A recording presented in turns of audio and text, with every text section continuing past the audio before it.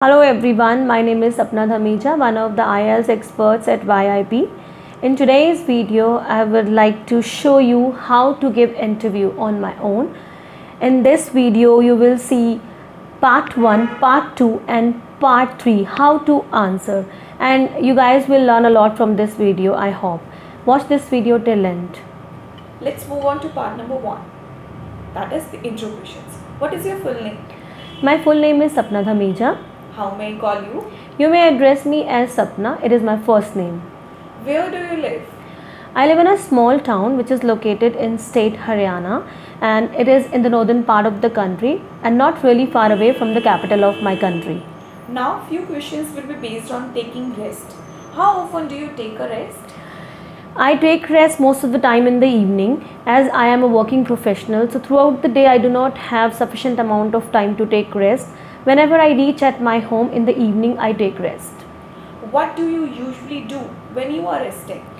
Nap is a part of my life. I do it, and after this sometime I watch TV and sometime I go out to meet my friends. And during weekends the way of resting is very different. I prefer doing shopping and I prefer doing some outdoor activities. Do you take a nap when you are resting? Yes, as I previously mentioned that nap is a part of my life, so I do it. How do you feel after taking a nap?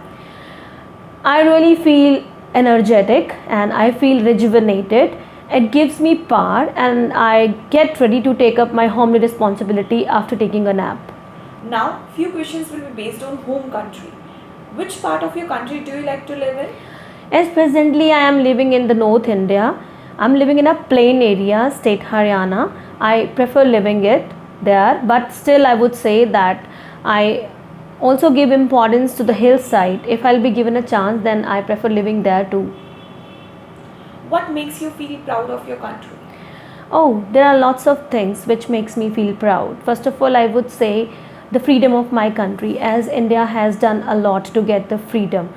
And I feel proud on the freedom fighters of my country who has done a lot for my country. Later on, I would say the development of my country in very few years after the freedom that we have developed a lot. So this makes me feel proud too. Do you know the history of your country well? Yes, of course, I know. As I have completed my tertiary education, so from my primary to tertiary education, I have learned a lot about the history of my country, so I am well aware about it. Will you stay in India in the future? Yes, of course, that is my native country and I am a working professional. I have been running my business here for more than 16 years. So definitely I would live here. Even though I have visited many countries previously and I am visiting continuously many countries, but still for living it is my first choice. Now let's move on to the part 2, that is the cue card. Here is your cue card. You have 1 minute to prepare it. Thank you. Here is your pen. You can use it. Well, at my tender age and later on in my teenage, I used to visit museums to see the exhibition along with my parents. Actually, my mother, she was a principal of a school, so she knew the importance of showing exhibitions to the children, and my mother inculcated this habit in me.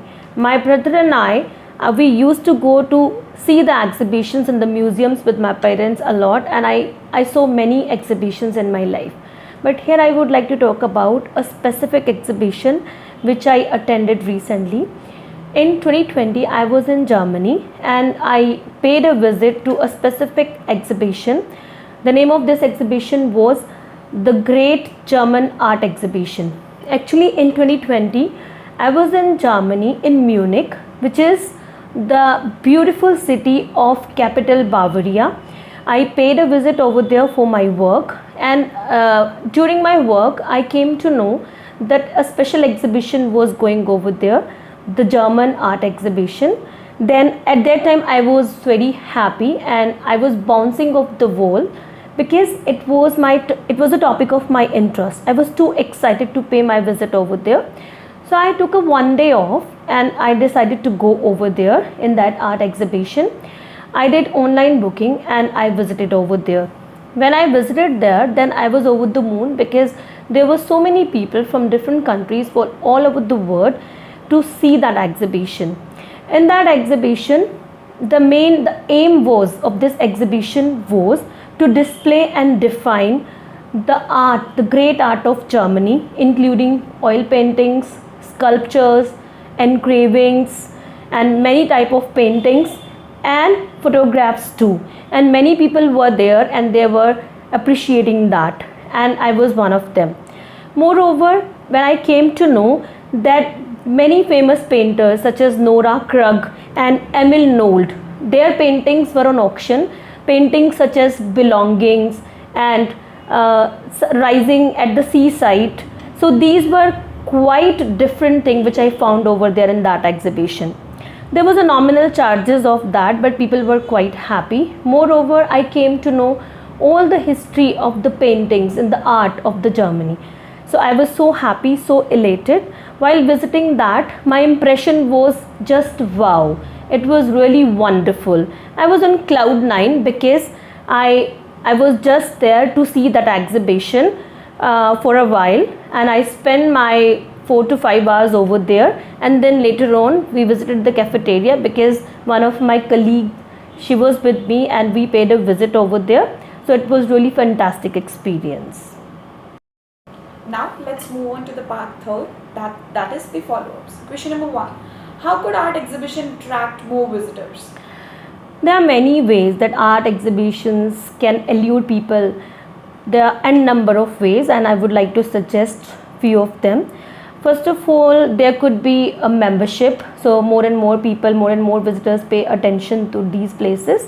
And besides this, a discount on special occasions, it can be a good opportunity to attract people. And besides this, nominal charges, this can also attract people. Are art exhibition popular in your country?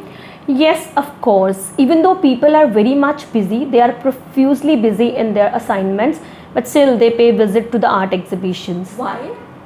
There can be many reasons. For some people, it is a matter of interest, like me, as whenever I get a chance, then I definitely visit any exhibition when I find some good exhibitions in my country. So similarly, many people like me, they are more interested. And moreover, some people want to know about the history and they want to know more about the art, and they want to make aware to their children. So these can be the reasons that many people pay visit to the art exhibitions. Do you think people should have to pay visit to art exhibitions? Why not? It must be essential. When people will be paying for this, then definitely it would be easy for the management to manage all the expenses. And moreover, there is a huge maintenance charges for the exhibitions or for maintaining the museums. So in this way, these expenses can be managed. Do you think these are the only reason that why people should pay for the exhibitions? There could be certain other reasons that why people should pay for this. I personally believe so, that when something is given free of cost, then it is not valued by the people. So when there is any charge, even nominal charges, then people definitely pay respect to this. So it should be charged. How will art exhibitions change in the future? As we have entered into a technological era, everything is based on technology, whether we are working, we are shopping or entertaining. So everything, most of the things people are doing online.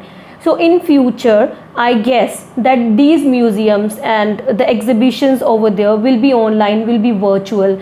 As people today do not have time, so in future how they will get time, as they will be more busy, I personally feel so. So there would be many artists, or there will be many people that who can show their artwork online, and it will be virtual.